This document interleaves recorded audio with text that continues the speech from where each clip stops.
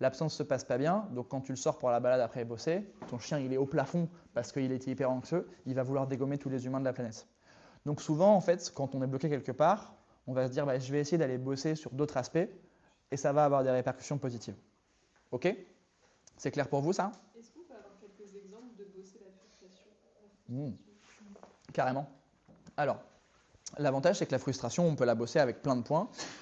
Souvent, l'objectif, c'est d'expliquer au chien que quand il a la frustration, ça vient de quoi? C'est je veux faire quelque chose, j'y ai pas accès, je comprends pas comment le faire, je comprends pas comment l'avoir. Du coup, je frustre, j'aboie, je saute, j'ai des comportements qui sont pas corrects ou en tout cas pas jugés corrects par les humains.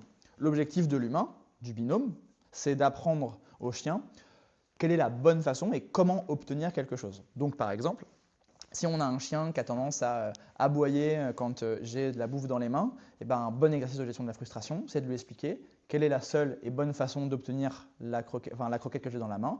Et là, on peut par exemple lui demander d'aller au panier. S'il est au panier, je me lève, je prends ce qu'il y a sur la table et je lui donne.